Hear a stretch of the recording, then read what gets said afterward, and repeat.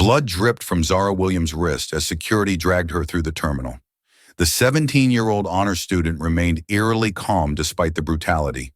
Her dignity a stark contrast to flight attendant Rebecca Whitman's racial slurs caught on dozens of recording phones. The unjust removal from Aurora Airlines Flight 1824 seemed like another case of discrimination until Zara finally received her one phone call. "I need to speak with my father, Marcus Williams, CEO of Aurora Global Airlines," she stated calmly, watching shock spread across every face. Would justice finally be served, or would powerful forces still manage to silence the truth? Before we begin this shocking story, let us know where you're watching from.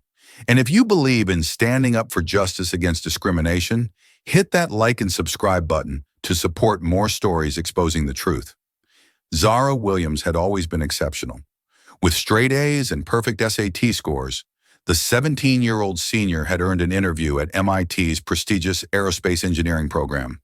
What made her stand out wasn't just her academic brilliance, but her resilience in a world that constantly underestimated her.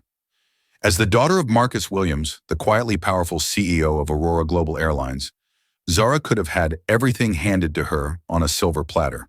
But Marcus had raised her differently. Success without earning respect is hollow, he'd always told her. This philosophy led him to keep his ownership of the airline remarkably low profile, even using different family names in business settings to avoid accusations of nepotism or special treatment. Zara had grown up understanding that her achievements should be hers alone. At Westlake Academy, her predominantly white private school, Zara faced daily microaggressions that taught her patience and composure. The surprise on teachers' faces when she outperformed expectations, classmates asking to touch her natural hair, or being mistaken for the only other black student in her grade. These small indignities had armored her for the world. During their last conversation before her trip to MIT, Marcus had warned her about the prejudice she might face traveling alone. "The world won't always see your brilliance first, Zara. They'll see your skin. Remember who you are, especially when others forget." She had nodded, thinking she understood, but nothing could prepare her for what would unfold at Baltimore International Airport. The first sign of trouble appeared at the check-in counter. While white passengers moved smoothly through, the agent scrutinized Zara's ID for nearly 5 minutes, comparing her face to the photo with suspicious glances. "Is there a problem?" Zara asked politely. "Just doing my job," the agent replied curtly, finally printing her boarding pass with visible reluctance. Zara noticed other agents processing passengers with efficient smiles, a courtesy she hadn't received. Taking her boarding pass, she headed to security, already calculating how these delays might affect her carefully planned schedule. The security line brought more unwelcome attention.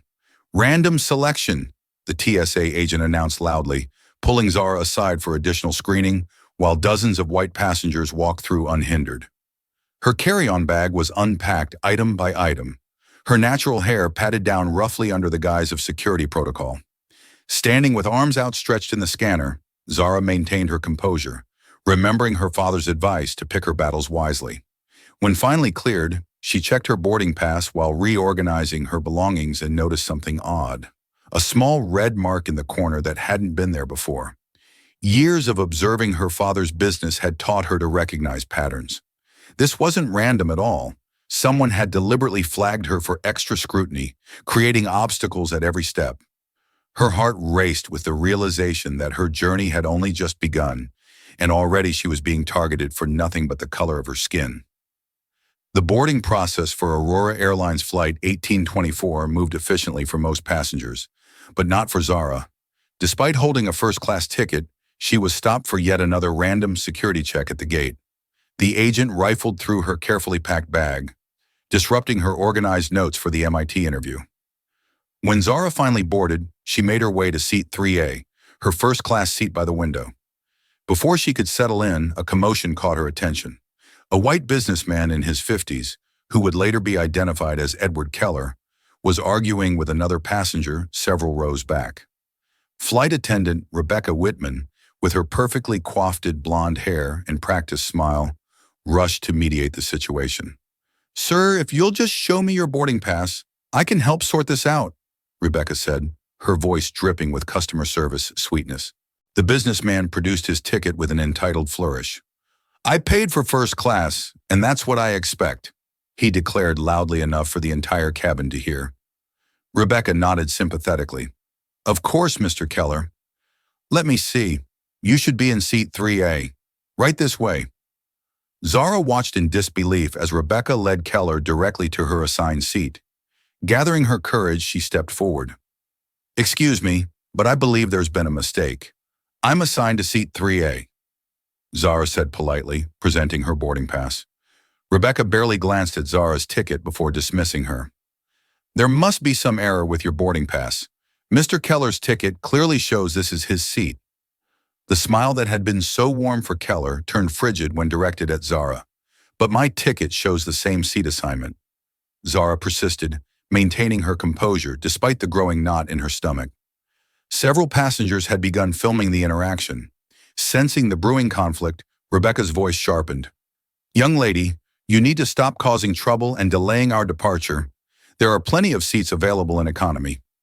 Zara stood her ground, reciting airline policies she knew by heart, thanks to her father. According to Aurora Airlines policy, when there's a seating conflict, both boarding passes should be verified against the passenger manifest. Rebecca's eyes narrowed dangerously at being challenged. I'll call my supervisor, she snapped, reaching for the cabin phone. Brian Mitchell, the chief purser, arrived moments later, his tall frame looming over Zara without even checking her boarding pass. He sided with Rebecca. Miss, we need to get this flight moving. We can offer you a middle seat in economy, or you can take the next flight tomorrow. The injustice was staggering, but Zara's MIT interview couldn't be rescheduled. Swallowing her pride, she nodded silently. As she gathered her belongings, Zara distinctly heard Rebecca whisper to another flight attendant. I don't want her kind up here anyway. First class has standards. The words cut through her like a knife, confirming what she already knew. This wasn't about tickets or seats. It was about her skin color. Now here's a question for you. If you've ever witnessed or experienced discrimination like what Zara is facing, comment number 1 below. If you believe people should stand up against injustice even when it's uncomfortable, hit that like button and subscribe to hear more stories about courage in the face of prejudice. What would you do in Zara's situation? Quietly accept the humiliation or risk missing your life-changing opportunity by fighting back. Let's continue Zara's journey and see how sometimes the most powerful response to discrimination isn't immediate confrontation, but strategic patience. The economy section felt like exile to Zara as she squeezed into the middle seat between two passengers who barely acknowledged her presence. From this position of defeat, she could see Edward Keller comfortably enjoying the first-class service that should have been hers, accepting a pre-flight champagne with a smug smile that seemed directed at her. Rebecca made several trips through the cabin, each time glancing at Zara with undisguised contempt. During one pass, Zara overheard Rebecca telling another flight attendant, "We need to keep an eye on her. These people can get aggressive when they don't get their way." These people. The casual racism wrapped in professional concern made Zara's skin crawl. She pulled out her laptop, determined to review her MIT presentation, despite the cramped conditions. As the plane reached cruising, altitude drink service began. When the cart finally reached Zara's row, the attendant served both passengers beside her, but accidentally skipped Zara entirely. When she politely requested a water, the attendant's curt "will come back" never materialized into actual service. An hour into the flight, the plane hit unexpected turbulence. The sudden jolt sent Zara's laptop sliding from her tray table, landing with a clatter in the aisle. Before she could unbuckle her seatbelt to retrieve it, Rebecca appeared, snatching up the MacBook with suspicious speed, as if she'd been watching and waiting for an opportunity. "Whose is this?" she announced loudly, holding the laptop high. Zara raised her hand. "It's mine. It just fell during the turbulence." Rebecca's eyes narrowed as she examined the computer. "This is a very expensive model. Where did you get it?" The question hung in the air, loaded with implication. "It's mine," Zara repeated firmly. "I use it for my engineering projects." Rebecca turned to a white passenger in the row ahead. "Sir, did you perhaps lose track of your laptop?" The man looked confused, but then, noting Rebecca's pointed expression, slowly nodded. I did have mine out earlier," he offered hesitantly. "That's not possible," Zara protested, her voice steady despite her racing heart. That's my laptop. My name is even on the lock screen. Rebecca ignored her, turning the computer on to reveal Zara's MIT application essay draft, clearly displayed. Despite this evidence, Rebecca shook her head. This doesn't prove anything. You could have taken this from someone else's bag while they were in the bathroom. Zara pulled out her student ID from her wallet. Look, my name is on both my ID and the laptop's user account, but Rebecca had already made up her mind. Young lady, theft is a serious accusation. We take security very seriously on this airline. The neighboring passengers shifted uncomfortably away from Zara, as if criminality was contagious. The white passenger who had initially backed Rebecca's claim now looked uncomfortable with the escalation, but remained silent. The plane's intercom crackled to life. Ladies and gentlemen, this is your captain speaking. Due to a security situation on board, we will be making an unscheduled landing in Hartford. Please remain in your seats with your seatbelts fastened. A wave of murmurs swept through the cabin as passengers speculated about the nature of the security situation. Zara felt dozens of eyes turn toward her, prejudging, condemning.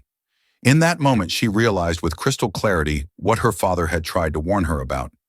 This wasn't about a laptop or a seating assignment. This was about her very right to exist in spaces others felt she didn't belong. The plane began its descent, and with it, Zara's hopes for her MIT interview seemed to plummet as well. Her future was now in jeopardy because of nothing more than the color of her skin. The unexpected landing at Hartford International Airport brought a tense silence to the cabin. Passengers gripped their armrests as the plane taxied aggressively to a remote area of the airport, where 3 security vehicles waited with flashing lights. Through her window, Zara could see uniformed officers approaching the aircraft with alarming urgency. Her throat tightened. This show of force wasn't for a simple misunderstanding about a laptop. This was the response reserved for terrorists and violent criminals. And somehow she had become classified as a threat.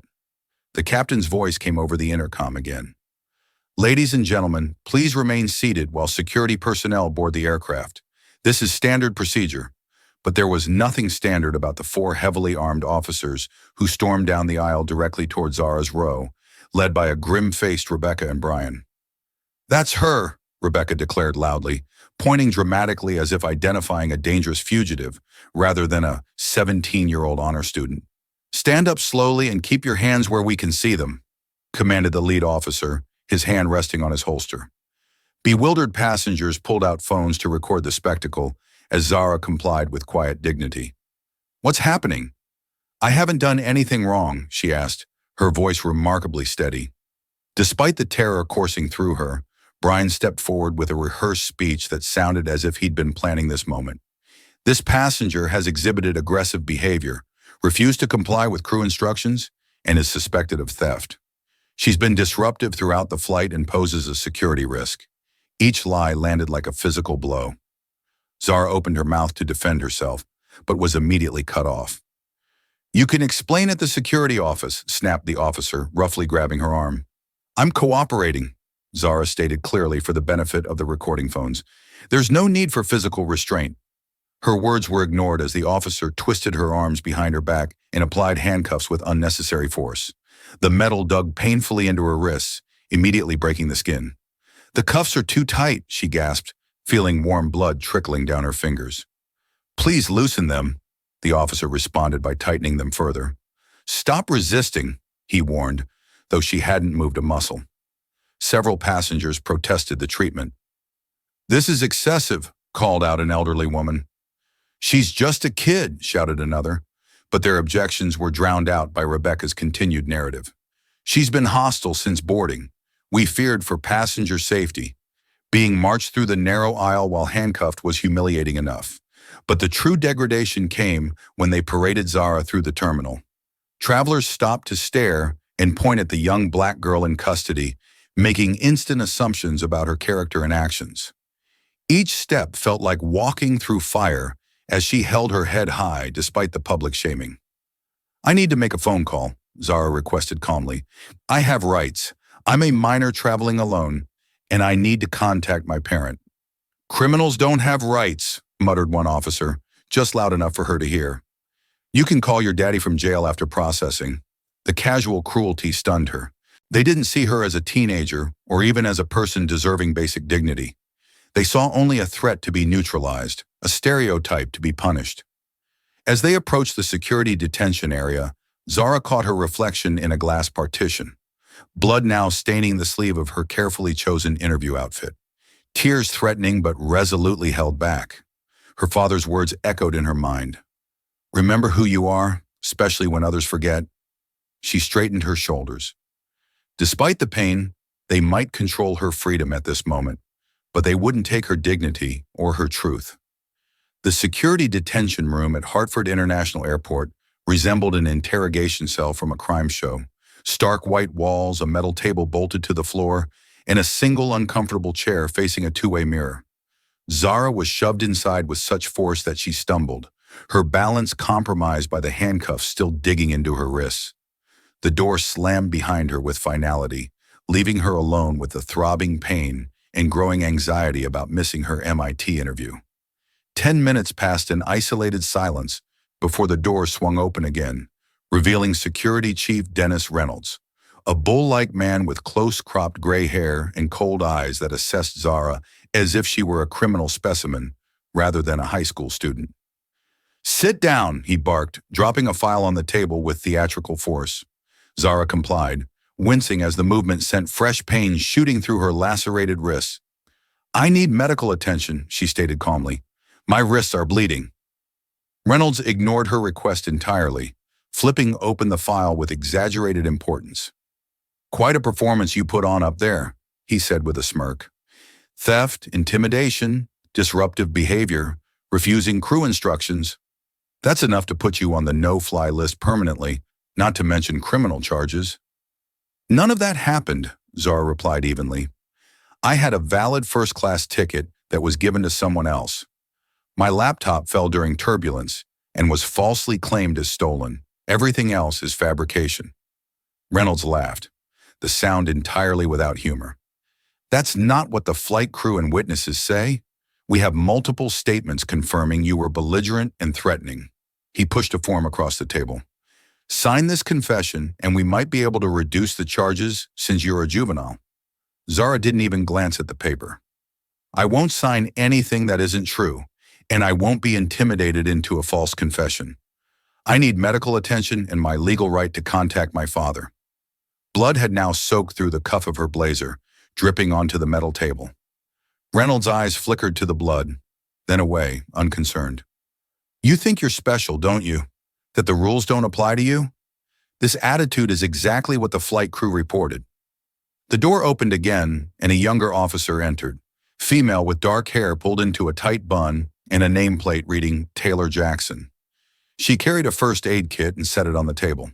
"Sir, protocol requires medical attention for any detainee with visible injuries," she said quietly. Reynolds glared at her, but nodded curtly. "Make it quick, Jackson. We have a report to file." As Officer Jackson gently removed the handcuffs and began cleaning Zara's wounds, their eyes met briefly. Something in Jackson's expression suggested she wasn't entirely comfortable with the situation. While Jackson worked, Reynolds aggressively searched through Zara's belongings spread across the table. Her carefully organized notes for the MIT interview, her laptop with engineering designs, her phone, all examined with suspicious scrutiny. When he found her MIT acceptance letter and formal interview invitation, he paused, clearly surprised. "Engineering scholarship interview. This has to be fake," he muttered, though doubt had crept into his voice for the first time. "It's legitimate," Zara said. "I was on my way to an interview for their aerospace engineering program. I need to contact them about this delay." Officer Jackson looked up from bandaging Zara's wrists. "Sir, that does appear to be an official MIT letterhead." Reynolds snatched the letter away. "Doesn't change the situation. We have multiple witness statements about her behavior." Jackson's lips thinned slightly. "Have we reviewed the aircraft security footage yet?" she asked. "That would clarify what actually happened on board." Reynolds shot her a warning look. "That's not necessary. We have reliable witness statements from airline staff." Turning back to Zara, he continued with renewed hostility. "You're entitled to one phone call. Make it quick." As he slid her phone across the table, Zara noticed him exchanging a look with Jackson that clearly said, "What damage could one teenager possibly do with a phone call?" If you've ever been in a situation where you were misjudged based solely on your appearance, comment number 1 below. Have you ever witnessed someone in authority abusing their power and felt powerless to stop it? Hit that like button if you believe justice should be blind to color and status. Subscribe to learn what happens when Zara finally makes that one critical phone call. What powerful forces will be unleashed when the truth about her identity is revealed? Would you have remained as composed as Zara in such an unjust situation? Or would you have reacted differently? With steady hands that belied her inner turmoil, Zara dialed her father's number. She hadn't wanted to use his influence, had spent her entire life proving herself on her own merits. But justice now seemed impossible without intervention. Marcus Williams answered on the first ring, his warm voice a lifeline in the sterile detention room. "Dad," Zara said, her composure finally wavering. "I need help." She quickly explained the situation, while Reynolds watched with dismissive boredom, clearly expecting a routine parent call that would accomplish nothing. "Put me on speaker," Marcus instructed, his voice shifting from concerned father to executive mode in an instant. Zara complied, placing the phone on the table. "This is Marcus Williams, CEO of Aurora Global Airlines, speaking. To whom am I addressing?" The change in Reynolds' expression would have been comical under different circumstances. Shock, disbelief, and the dawning horror of recognition passing across his face in rapid succession. This is Security Chief Dennis Reynolds, sir," he stammered, his previously domineering posture dissolving as he straightened his uniform frantically.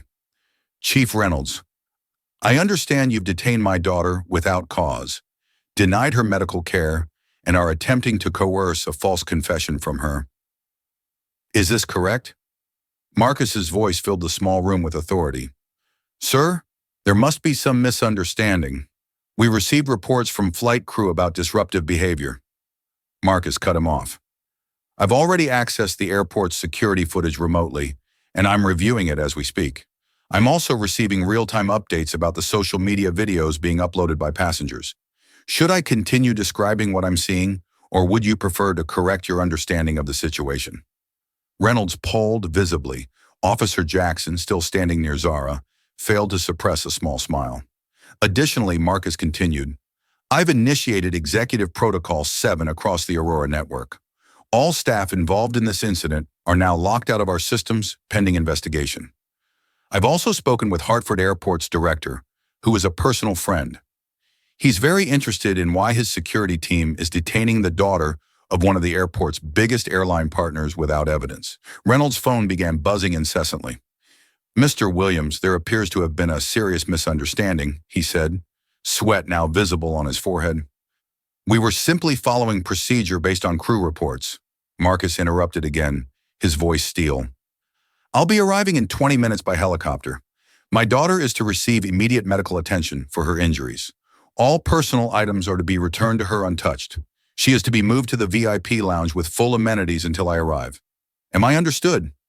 "Yes, sir. Immediately, sir," Reynolds stammered, gesturing frantically for Officer Jackson to help Zara up. "We'll take care of everything right away." But Marcus wasn't finished.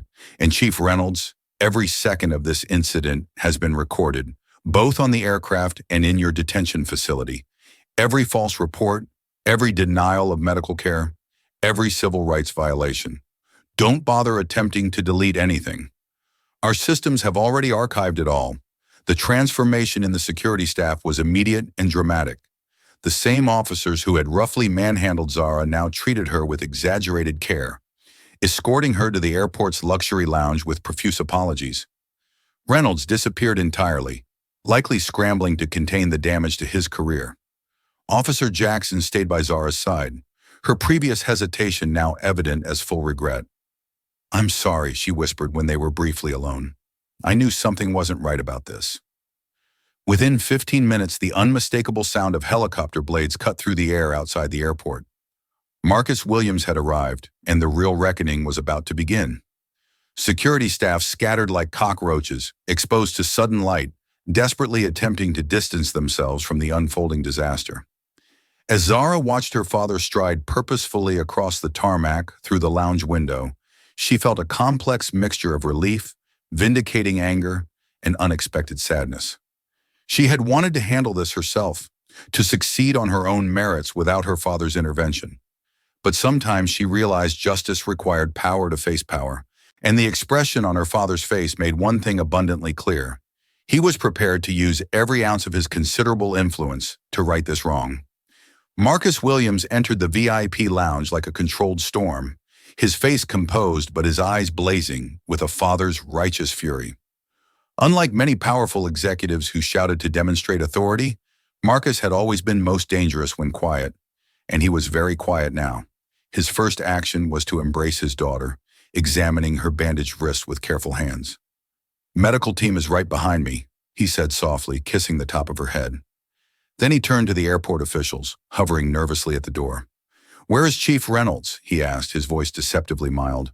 The airport director stepped forward, sweating visibly in his pressed uniform. "He's preparing his incident." "Our port, Mr. Williams. I can assure you that Hartford International takes these matters very seriously." Marcus cut him off with a raised hand.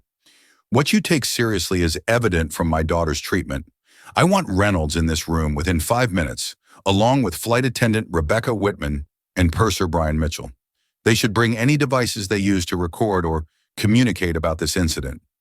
While they waited, a medical team arrived to properly treat Zara's wrists. The airport director's phone buzzed continuously as the situation escalated beyond local control. Aurora Airlines' stock had begun plummeting as videos of Zara's mistreatment went viral across social media platforms. Justice for Zara was already trending nationally, with celebrities and civil rights organizations picking up the story. The incident was rapidly transforming from a local security matter into a national conversation about racial profiling in air travel. Rebecca and Brian arrived first, their previously confident demeanor replaced by obvious anxiety. When they spotted Marcus, recognition and fear flashed across their faces. They had clearly never connected Zara Williams with the airline's famously private CEO. Behind them, Reynolds entered with forced professionalism that poorly masked his panic. "Sir, I can explain," he began, but Marcus again raised his hand for silence. "My security team has informed me that all 3 of you have been deleting content from your phones in the past 30 minutes, Marcus stated, watching them carefully. Rebecca's hand instinctively moved to her pocket where her phone was hidden. That would constitute destruction of evidence, which is a federal offense given that this incident now involves civil rights violations and interstate commerce. The color drained from Brian's face as the legal implications became clear. Marcus continued with deadly calm. "Fortunately, our IT department has already recovered everything transmitted from your devices during this incident, including Ms. Whitman, your text messages referring to my daughter using racial slurs, and your communication with Edward Keller before the flight." Rebecca began shaking visibly. "Mr. Keller is employed by Skyway Airlines as VP of Competitive Strategy, isn't he?" An interesting coincidence.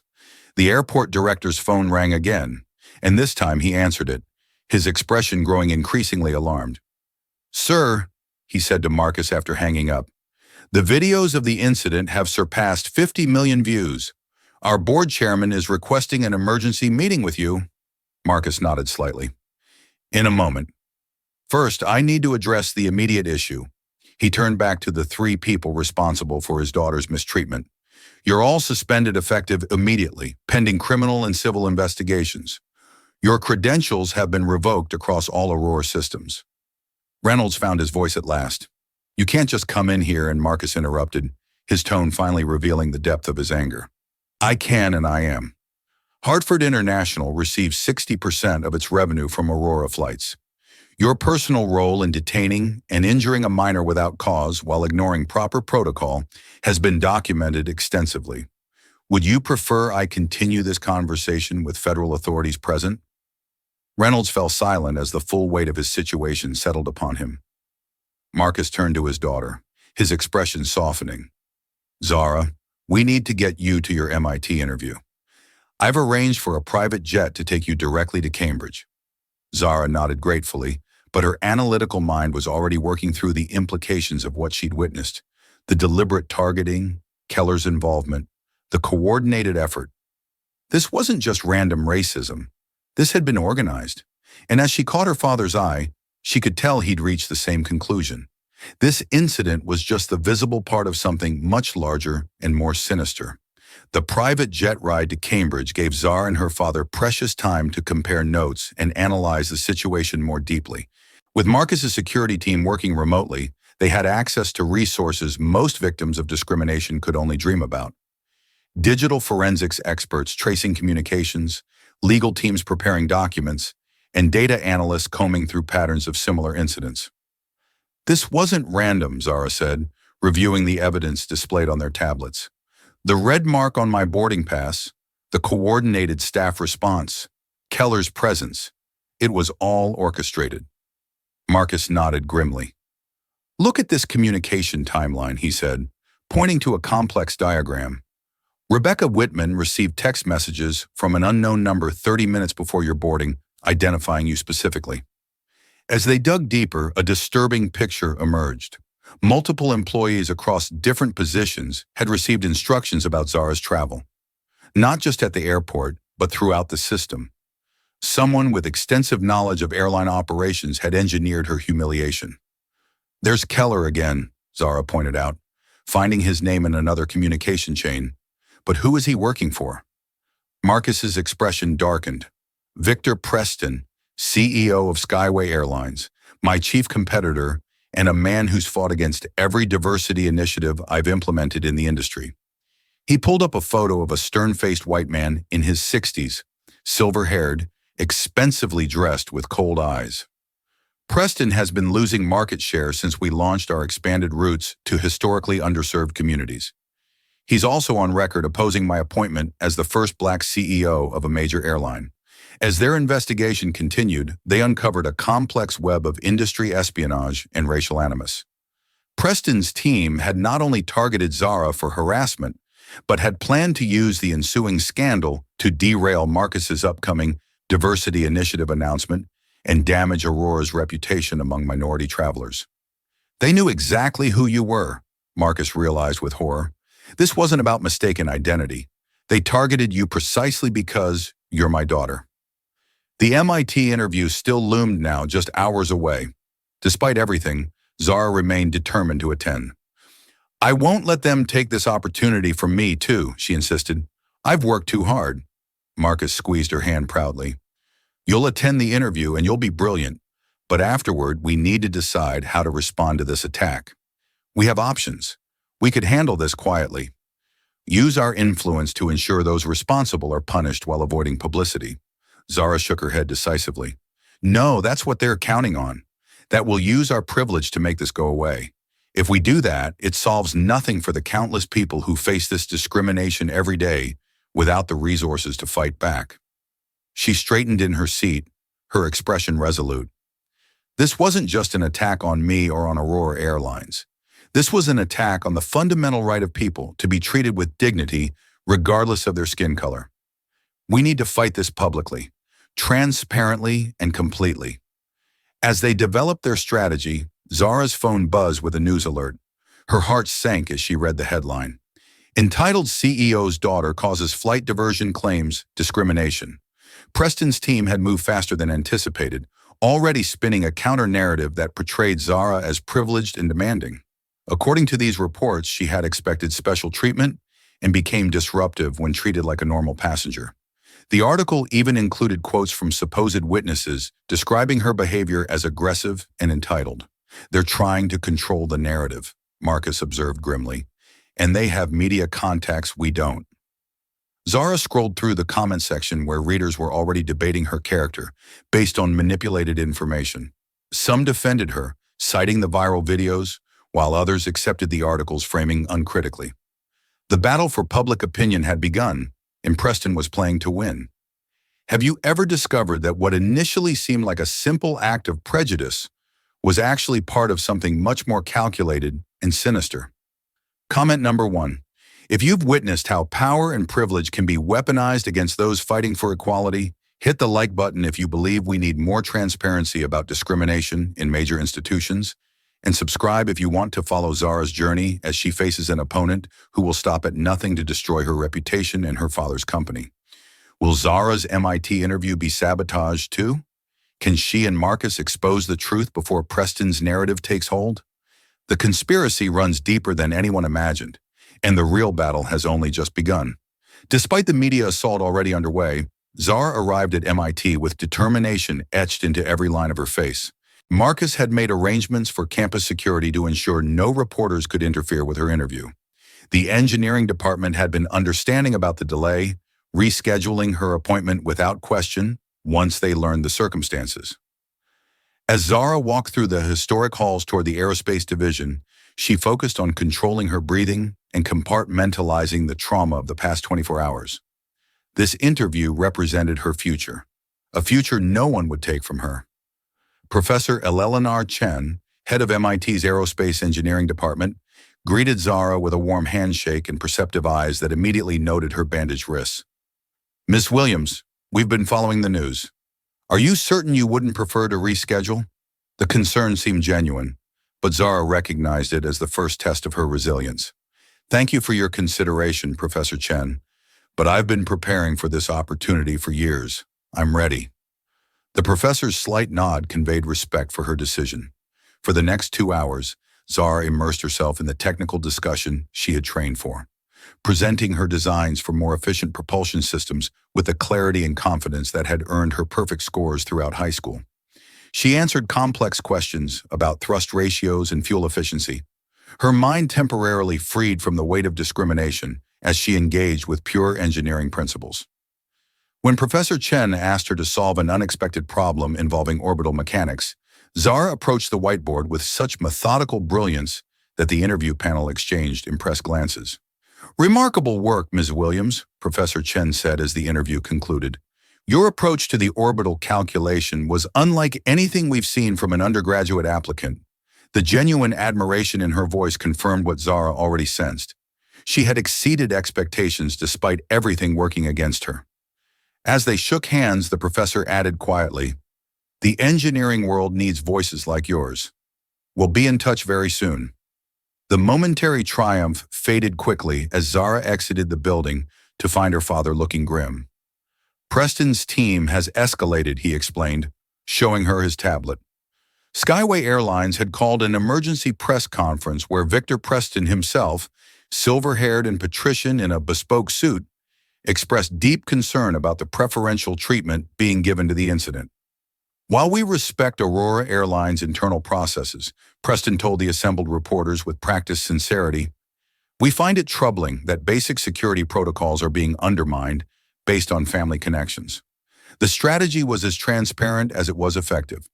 By positioning himself as a defender of equal treatment, Preston was twisting the narrative completely. Doctored video clips began circulating online, edited to remove the context of Zara's calm compliance and emphasizing moments that could be misinterpreted as resistance.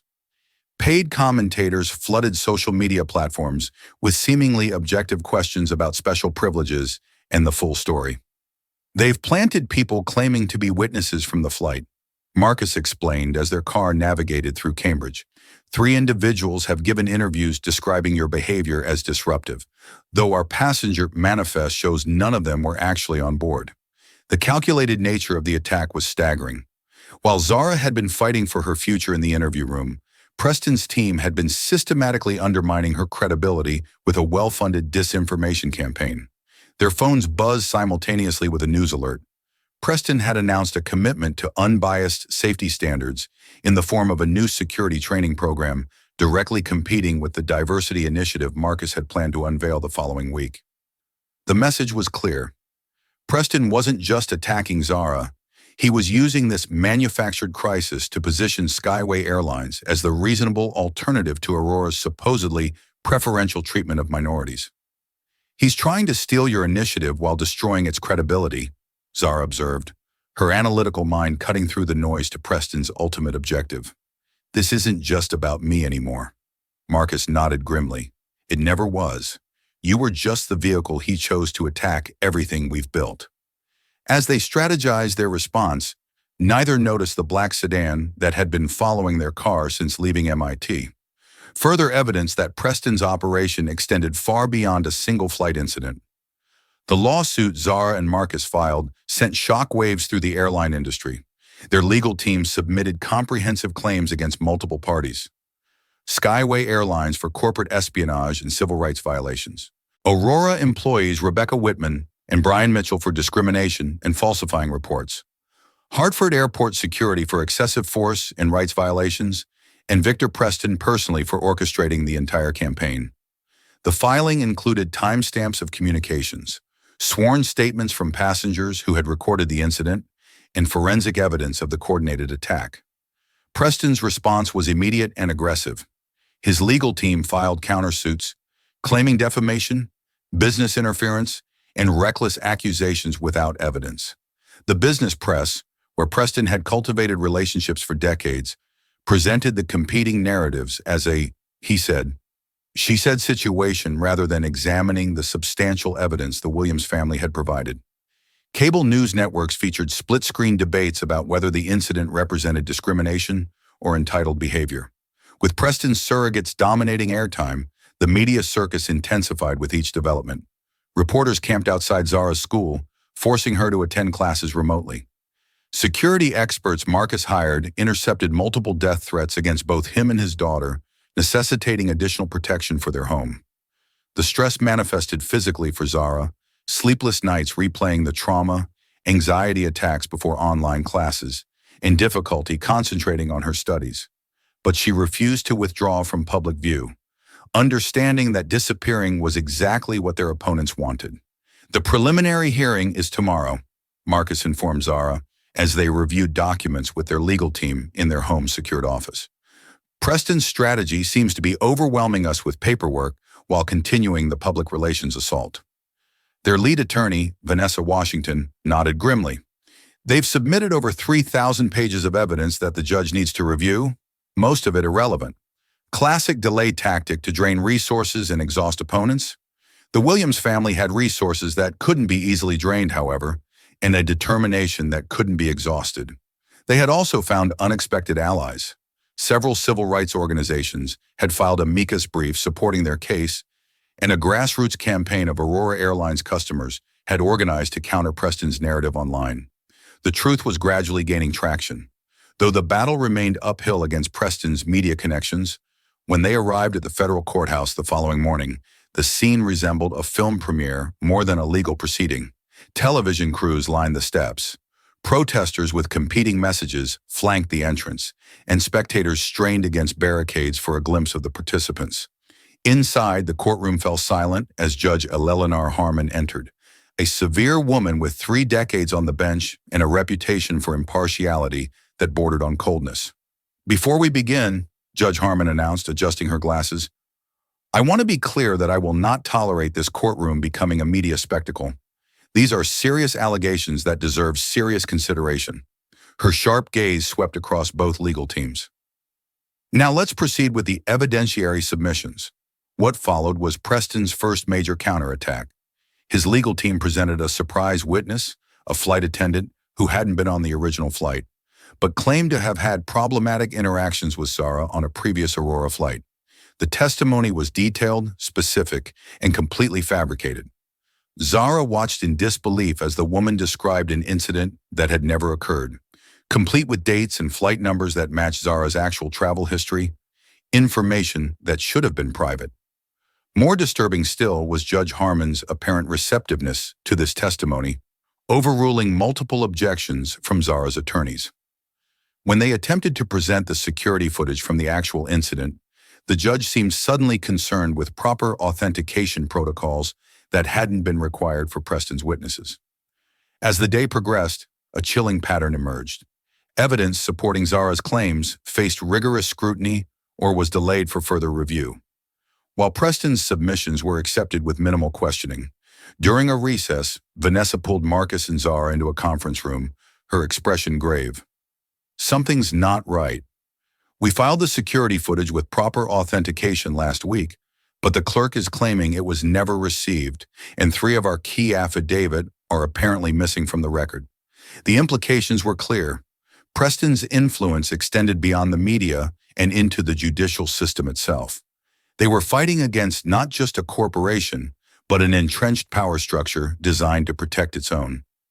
The afternoon, Sess delivered the most crushing blow. Judge Harmon announced that due to inconsistencies in the evidentiary record, she was inclined to dismiss several of the Williams core claims pending further documentation.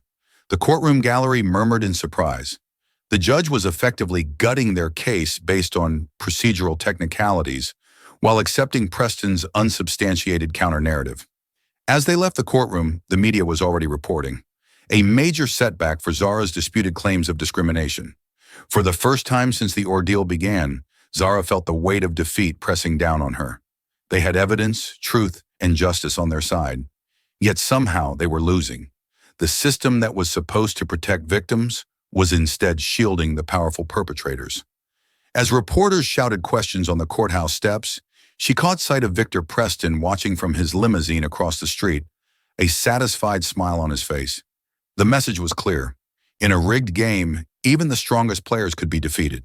The legal setback left the Williams family regrouping in their attorney's office, the atmosphere heavy with frustration. "This goes beyond normal judicial discretion," Vanessa insisted, pacing the conference room. "The systematic exclusion of our evidence while accepting their fabricated testimony suggests interference." Marcus rubbed his temples, the strain of the past weeks evident in the new lines on his face. But proving judicial misconduct is nearly impossible without concrete evidence. Preston has been careful to maintain plausible deniability at every step. Their strategy session was interrupted by Vanessa's assistant with an unexpected message. Officer Taylor Jackson from Hartford Airport Security was in the lobby requesting to speak with them privately. The same Officer Jackson who had shown small kindnesses to Zara during her detention. "This could be another trap," Vanessa warned, but Zara shook her head. "I don't think so." She seemed uncomfortable with what was happening even then. When Jackson entered, she was in civilian clothes rather than her security uniform, her expression a mixture of determination and fear. "I shouldn't be here," she began without preamble.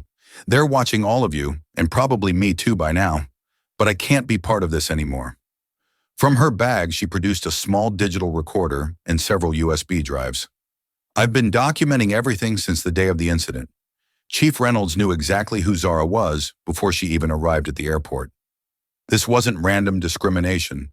They were waiting for her specifically. The recordings were damning. In one, Reynolds could be heard instructing his staff to make an example of the Williams girl and to ensure she learned her place. In another, he explicitly ordered evidence to be altered before submission to the court. Most shocking was a recorded phone call where Reynolds discussed arrangements with someone who appeared to be coordinating between airport security and Judge Harmon's office. "The judge knows what needs to happen," the unidentified caller assured Reynolds. "Preston's team has made that very clear to her." "There's more," Jackson continued, her voice steadier now that she had committed to her course. "I have Rebecca Whitman on record admitting she targeted Zara specifically because of her race, saying she was following instructions from higher up to create an incident, and I have documentation showing how security footage was deliberately misplaced after being submitted to the court." She hesitated before adding, "I should have done something sooner. The systematic racism I've witnessed in airport security isn't new, but this orchestrated targeting of a specific individual crossed a line I can't ignore." Vanessa immediately recognized the legal implications. This is evidence of witness tampering, obstruction of justice, and possibly judicial misconduct. We need to approach this carefully.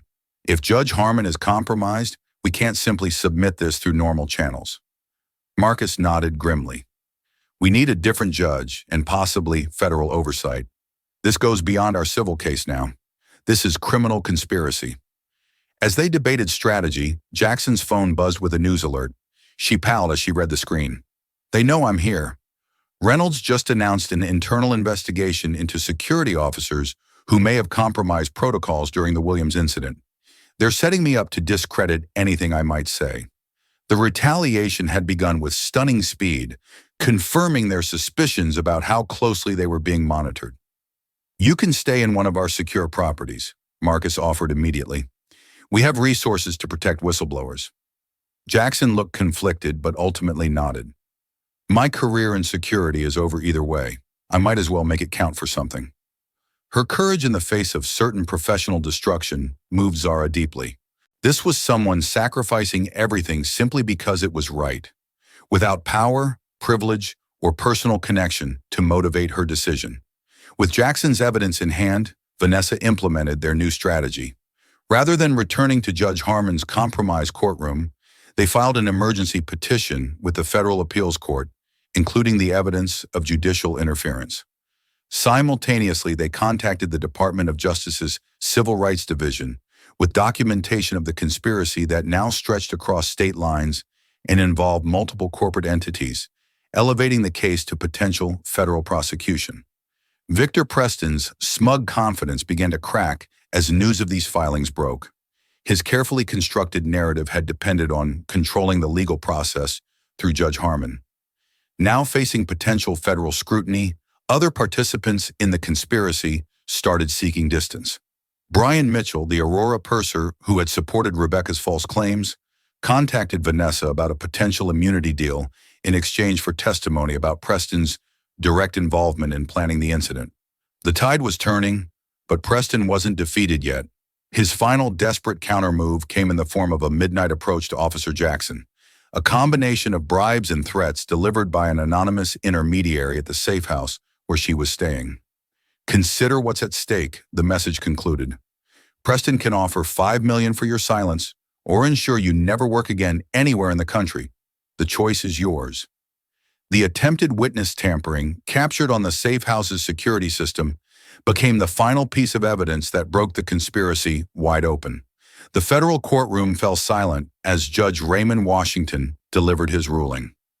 Unlike the theatrical atmosphere of the earlier proceedings, this final judgment carried the somber weight of justice long delayed, but finally served. This court finds compelling evidence of an organized conspiracy to violate Ms. Williams' civil rights, orchestrated by defendant Victor Preston with the cooperation of multiple co-defendants. The judge's voice remained measured but firm as he continued. The deliberate targeting of an individual based on race, the fabrication of evidence, and the attempted corruption of judicial proceedings represent an egregious abuse of power that this court cannot and will not tolerate. The judgment was comprehensive and devastating for Preston and his allies. Rebecca Whitman, Brian Mitchell, and Dennis Reynolds faced criminal charges for their roles in the conspiracy.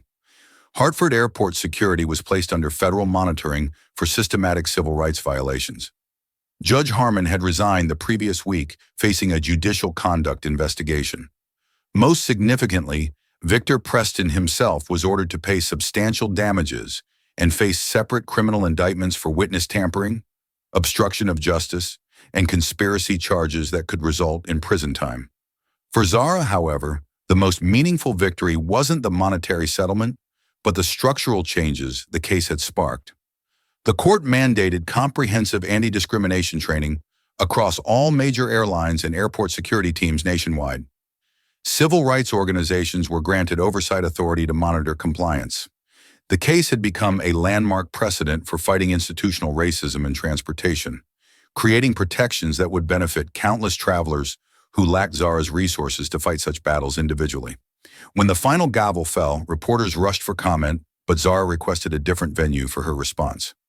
1 week later, she stood at a podium at MIT where she had not only been accepted to the aerospace engineering program, but offered a prestigious research position, developing inclusive technologies for air travel, before an audience of students, industry leaders, and civil rights advocates. Zara announced the creation of the Williams Justice Foundation, funded by her settlement. This foundation will provide legal support to victims of discrimination who lack the resources to fight powerful opponents, she explained, her voice strong and clear.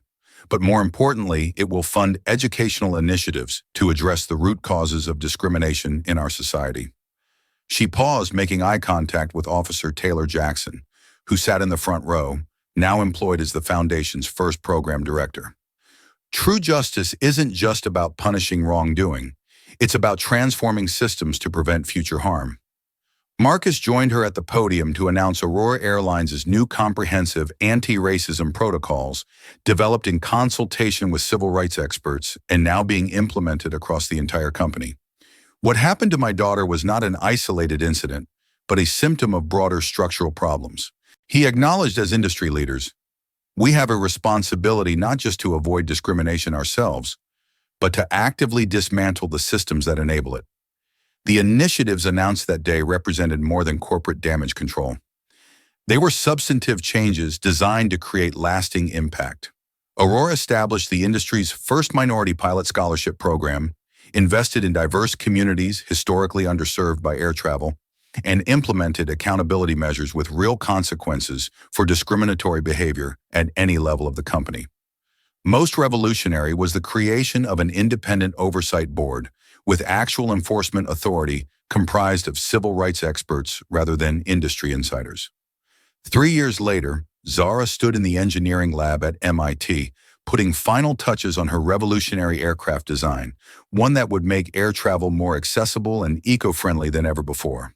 The journey from traumatized teenager to respected aerospace engineer hadn't been easy. There had been therapy sessions to process the trauma, nights haunted by memories of handcuffs cutting into her wrists, and moments of doubt about whether any system could truly change. But there had also been triumph, growth, and the knowledge that her suffering had created protection for others. As she prepared to present her design at the International Aviation Conference, Zara received a text message with a news alert.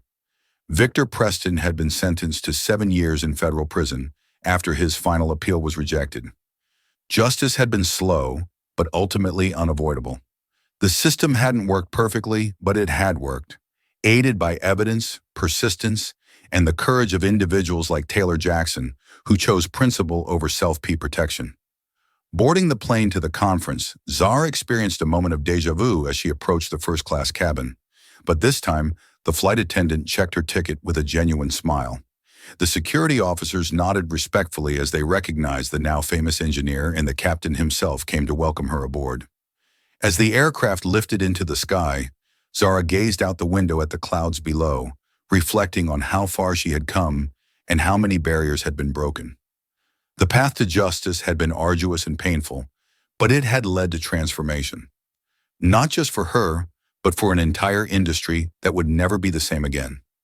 Zara's journey teaches us that justice sometimes requires both personal courage and systemic power to challenge entrenched discrimination. While her father's position provided resources most victims lack, the true transformation came from refusing to settle for personal vindication alone. Instead, she leveraged her privilege to create lasting change for others who would face similar discrimination without her advantages. The story reveals how racism often operates as both individual bias and coordinated institutional practice, requiring multi-faceted responses at personal, corporate, and legal levels. We learned that documentation is crucial in fighting discrimination. From passenger videos to Officer Jackson's recordings, as prejudice thrives when it can operate in shadows, the case demonstrates how whistleblowers like Jackson are essential to exposing injustice, even at great personal cost. Perhaps most importantly, Zara's experience shows that meaningful change isn't just punishing individual bad actors, but transforming the systems that enable discrimination. The creation of the Williams Justice Foundation highlights how victims can become architects of systemic reform, channeling trauma into positive change. Through educational initiatives, legal support, and industry accountability measures, Zara ensured her suffering created protection for countless others. The story ultimately reminds us that while discrimination remains deeply embedded in American institutions, dedicated individuals working strategically can dismantle these structures and build more equitable systems in their place. What would you have done in Zara's position?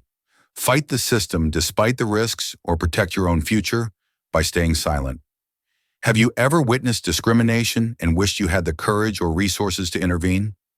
Comment below with your thoughts on how we can all work to create more just systems, whether we have power or not.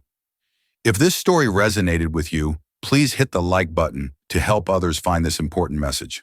Subscribe to our channel for more powerful stories that expose injustice and celebrate those fighting for change.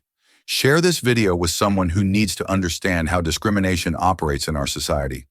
Thank you for watching, and remember, true justice isn't just about individual victories, but transforming the world for everyone who comes after.